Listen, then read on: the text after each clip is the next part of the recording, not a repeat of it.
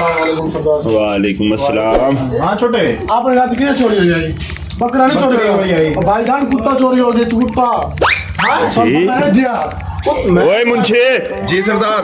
ये क्या सुनना है? सरदार साहब अगर इन्हों का बकरा चोरी नहीं है तो कुत्ता चोरी है तो हला अपराध कुत्ता। सुना मुंशी लाके दे के सुन यार। ठीक है साहब, अभी तक तो कोई नहीं है। कंप्लेन भैया आ रही है। बस सरदार क्या करें, भी चोर बहुत हो चुके हैं यहाँ पे। केस कैसी चोरी?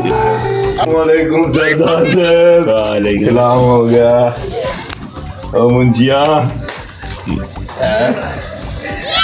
ललाGar द्वारे ठीक ठीक। क्या मसला है? आज ललाGar के दस क्या मसला?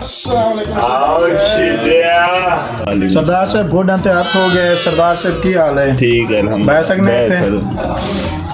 सरदार साहब तुहाडे कोल आवन दा मकसद बड़ा ही संजीदा है। हो क्यों? सरदार साहब मेरे इलाके दे विच ना बड़ियां चोरियां होंदियां पईयां। क्या चोरी हो? होर तो तैनूं की दस्सिया, रात मेरी अपनी बकरी चोरी हो गई है। क्यों मुंशी जी क्या चक्कर है? वो जो रात मेहमान नहीं आए सी उन्होंने खाना खवा दिता है ना उस बकरी का।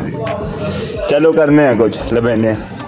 सरदार साहब मेहरबानी करो, उत्तो इलेक्शन भी आने वाले ने ते हुण मैं सुनिया भी बड़े काम हो रहे ने ते लबने वाही जी पहले बकरे अलग केस सिर पे जी जी। ते हुण नवा ना होने। अस्सलाम वालेकुम सरदार साहब। वालेकुम हाँ छोटे आपने रात की चोरी हो जाएगी, बकरा नहीं चोरी हो गई भाईजान, कुत्ता चोरी हो गया, कुत्ता। हाँ जी हाँ। ओए मुंशी जी सरदार। ये क्या सुनना है? सरदार साहब अगर इन्हों का बकरा चोरी नहीं है तो कुत्ता चोरी है तो हला अपराध कुत्ता।